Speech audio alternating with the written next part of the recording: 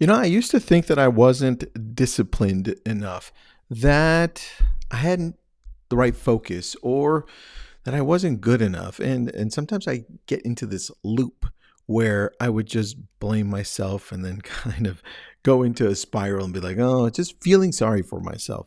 But the real problem, here's the real problem, is that I was quitting too soon. In fact, I may have been quitting just 10 minutes early until my new breakthrough. And I reminded myself of this morning when I was working out. I did two things. One, I woke up a little earlier to get this longer workout done. And in this longer workout, I felt a little bit more comfortable in the process. I felt more comfortable taking longer, doing sets, taking longer with the walk, with the run, not feeling rushed. And that right there is the key, because throughout this day, I discovered a few things that reminded me of three things that I would always look at in this transitional period. Because when I go back to COVID, I thought, man, I was moving so fast in the world that we were in, because I was doing 7 to 10 webinars a day or some type of live session. And it got to be a lot. It expanded my focus because I could transition quickly and stay focused. But what it got me hooked on was the first challenge. Number one, I wrote it down here. I was addicted to the next thing. And that's a challenge, because I wrote down here, by the way, everything that we're going to talk about right now, I wrote down on my notes for today, because I'm always writing, I'm always journaling, because it gives me clarity. So number one here, speed had become a reflex, I wrote out. I was trained to move fast, check the box, and jump. But depth doesn't come from speed.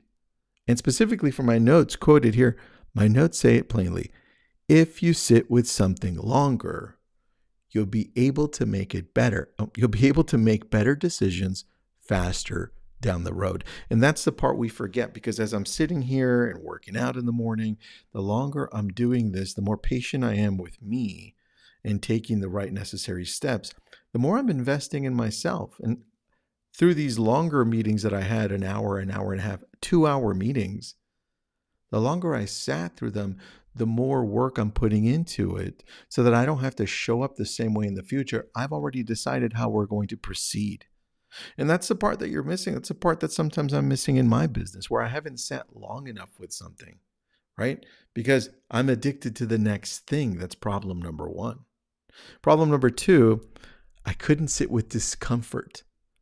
And that one, I'm still challenged with a little bit, because every time I have a conflict with somebody that I like, or with a client that I'm in business with, that conflict sometimes rubs me the wrong way. Now, before, in the past 15, 18 years ago, I wrote down here, I remember when something would happen that is a big conflict, I would kind of mentally check out.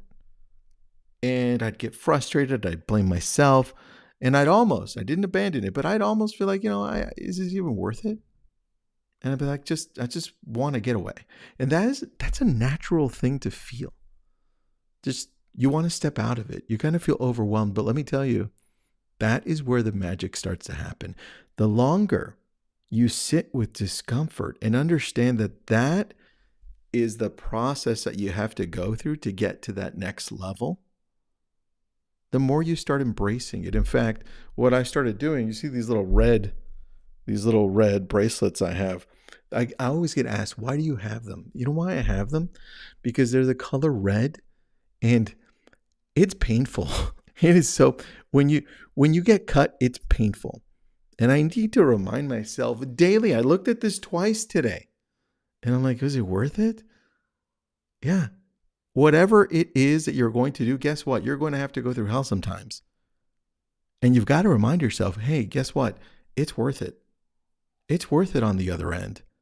You have to talk to yourself real talk. Like, this is not easy to show up consistently. It's not. It's almost like we're not designed for this. And that's why, number two, I realized I couldn't sit with discomfort. I had to just jump right in it and be like, fine. I hate this, but I'm going to do it because I know it's good for me. I know it's great for me. I know I'm becoming somebody better. All right, number 3, I lacked clarity on what I was actually doing. And for me, this is why I track everything the whole day. You can go back. I mean, this is today, right here, everything. But you can go back to every single day for the last year. I track every 15 minutes. I need to understand what I did so that I don't do that again if it didn't solve my problems, if it didn't address my priorities. Because I always found it's like, hey, Tristan, you're busy, but you're not busy doing the things you're supposed to do. What's going on? And so as soon as I started tracking, I saw it. It was like 2 weeks in, I was like, oh, I'm the problem. Let's get a lot more clarity. What do I need to do? What do I need to change? In fact, I think I need to tackle the hard things first. And so, third, I lacked clarity on what I was actually doing. And in order to get that clarity, I needed to know what I was doing. What am I doing? And I just started writing it out more and then tracking every single thing. Every 15 minutes, I know what I'm doing. I know what I did. And I'm like, oh, Tristan, you kind of, first off, you didn't stay long enough doing this for 2 hours like you said you were. And the other one, it's like, why were you doing that why were you scrolling aimlessly on TikTok for 45 minutes when you should have been studying it, right? Difference. I put here, I kept jumping to the next new task without understanding what done look like. Done. What does done look like for you? What is finished? Because that you need to have clarity. Like, hey, when can I move on to the next thing? Or what does it look like today? Even if it's 5 minutes, what does that look like today?